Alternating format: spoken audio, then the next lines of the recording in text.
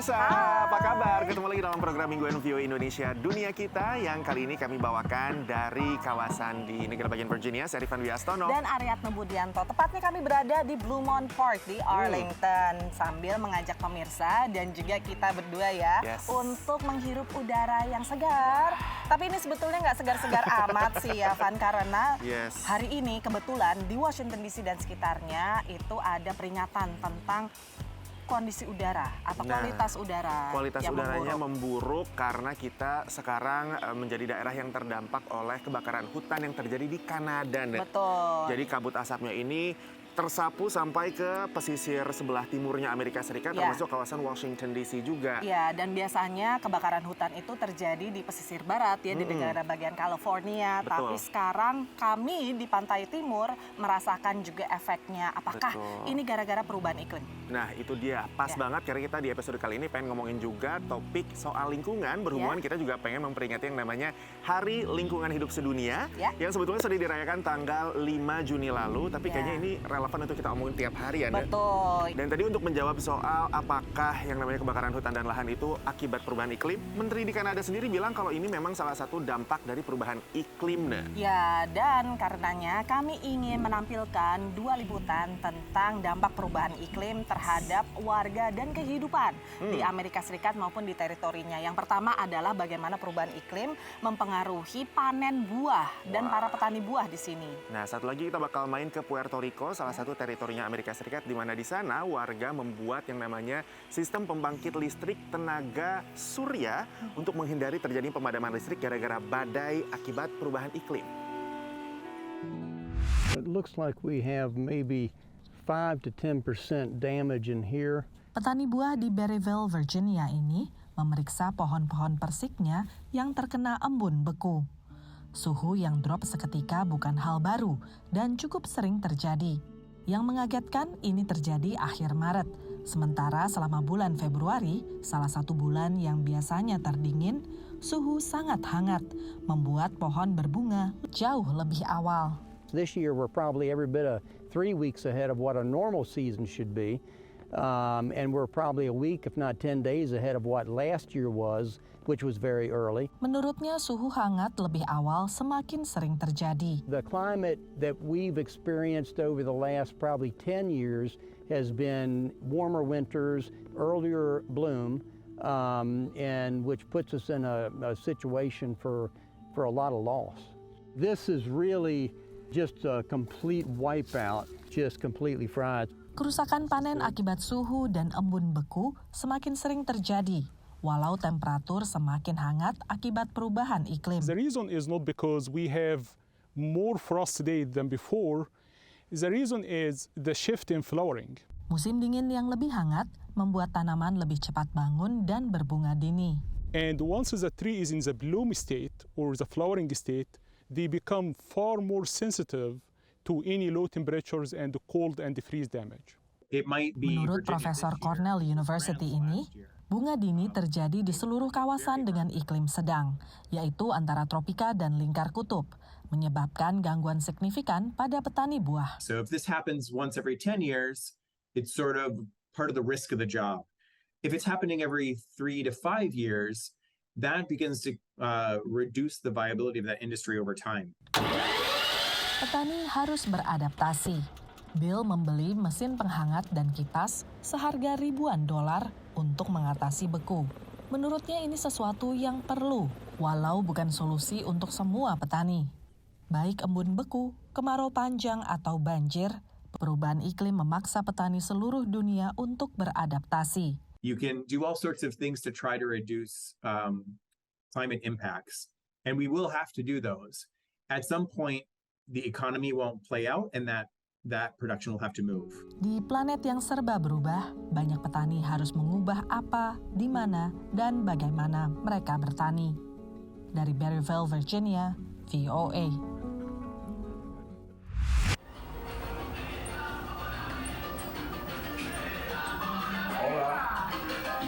Selama 40 tahun terakhir, Wilfredo Perez berbisnis pangkas rambut di kota kecil Ajuntas, di daerah pegunungan di Puerto Rico. Gracias a Dios, estoy aquí tranquilo. Siempre un poquito miedo, pero estoy bien. Bisnisnya hampir hancur akibat Badai Maria tahun 2017. Badai itu menghancurkan sistem listrik dan membuat Puerto Rico gelap gulita, memaksa Wilfredo mencari cara agar dapat melanjutkan bisnis. Beruntung, seorang tetangga yang memiliki genset membantunya. Cuando vino el ciclón, pues me quedé sin luz. Entonces, la vecina me daba una tensión. Yo recortaba, pero recortaba un poquito nada más porque ella se iba y yo me quedaba así. Pada Januari 2018, Direktur dan relawan proyek manajemen swadaya Casa Pueblo menawarkan kesempatan untuk memasang panel surya untuk membantu bisnisnya. Lo mejor del mundo, muchacha, lo mejor del mundo, porque si sin esto no podía trabajar tranquilo. Itu lo mejor que hay. Perez Barbershop menjadi salah satu bisnis di Ajuntas yang dialiri listrik dari tenaga surya 100%. Tapi itu akan segera berubah. Perez dan sekelompok pengusaha bekerja sama untuk membangun pembangkit listrik tenaga surya jaringan mikro agar mencapai kemandirian energi bagi kota berpenduduk 18.000 orang itu. 4 años en este proceso, desde que empezamos una simple conversación hasta ahora, ¿verdad? Que somos 14 comerciantes, todos en la misma visión, en el mismo norte, en la misma filosofía de trabajar energías renovables. Impian itu telah sampai ke alun-alun kota, di mana toko pizza Gustavo Irizarry berada. Nos da una fuente de energía alternativa, más los que hemos sufrido del proceso de María, el huracán María, cuando estuvimos 6 meses sin luz, gastamos $17,000 en diésel. Pues tener energía renovable, energía solar, pues es de gran ventaja tanto para mí como para mis empleados. 800 panel surya dipasang untuk proyek itu. Semuanya sumbangan Yayasan Honold yang mendanai organisasi yang mempromosikan akses listrik tenaga surya di seluruh dunia. Dari Puerto Rico, tim VOA. Jangan kemana-mana, tetaplah di Dunia Kita.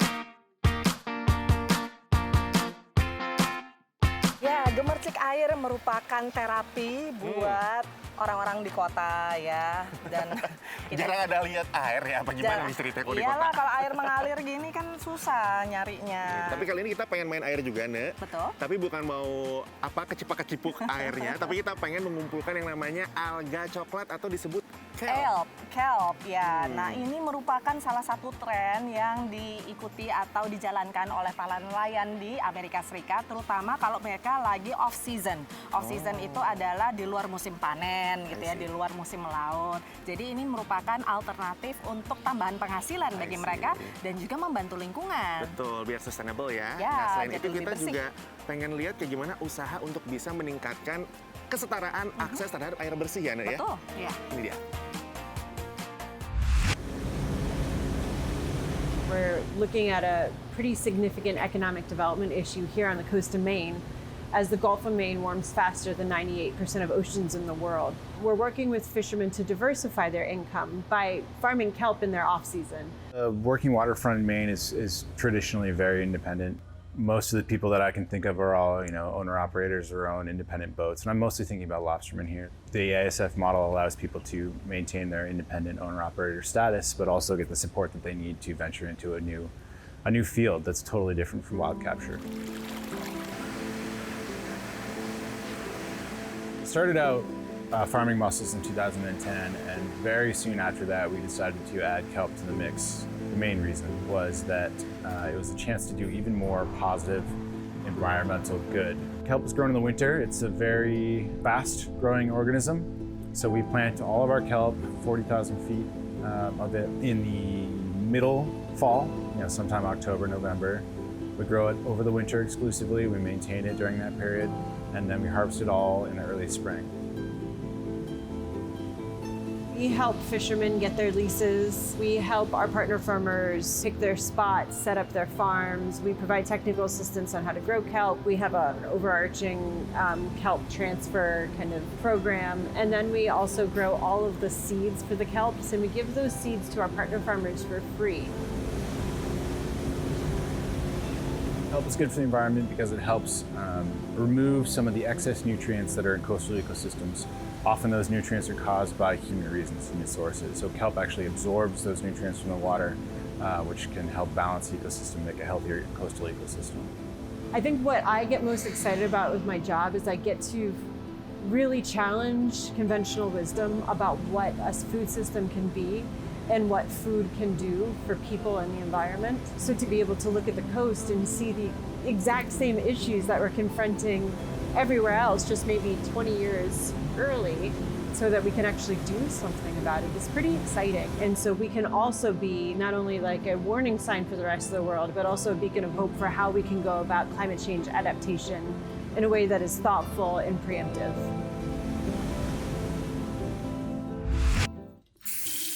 Air minum yang aman adalah sumber daya vital, tapi berada di luar jangkauan sekitar 30% warga dunia menurut Organisasi Kesehatan Dunia WHO. Itu termasuk lebih dari 2 juta warga Amerika yang hidup tanpa akses ke air bersih. Perusahaan nirlaba Dig Deep berupaya membantu menyelesaikan masalah ini. Native American families are 19 times more likely than white families to not have running water. And Black and Latino households are twice as likely. The Navajo Nation adalah wilayah reservasi penduduk asli Amerika terbesar yang membentang di negara bagian Utah, Arizona, dan New Mexico. 40% dari populasi di sini tidak mendapat air pam dan berarti mereka harus menempuh jarak hingga 100 km ke kota dan kembali lagi untuk mendapat air. Untuk membantu mengatasi kekurangan air, perusahaan Source Global memasang panel hidro untuk mengumpulkan uap air dari udara dan menghasilkan air minum bersih untuk 500 rumah.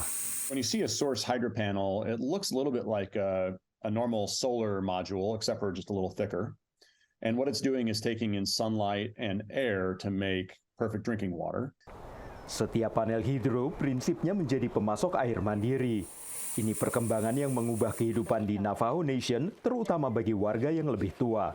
Some of them said that, I never thought in my lifetime that I would have drinking water pumped into my house. It's something right at their fingertips, instead of, going to Walmart and getting drinking water by the cases. Menurut Julie Wachter dari Dig Deep, untuk mencapai pemerataan air di Amerika Serikat, perlu infrastruktur yang tepat sesuai kebutuhan setiap komunitas. The reality is that high-income countries have these invisible water crises where the communities within their boundaries that don't have running water are often ignored, and that's just not acceptable.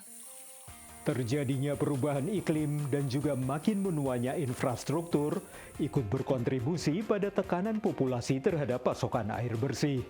Dari Arlington, Virginia, saya Helmi Yohanes dan tim VOA. Jadi pemirsa, setelah yang saat ini kita masih bakal punya cerita-cerita lainnya. Jangan kemana-mana, tetaplah di Dunia Kita.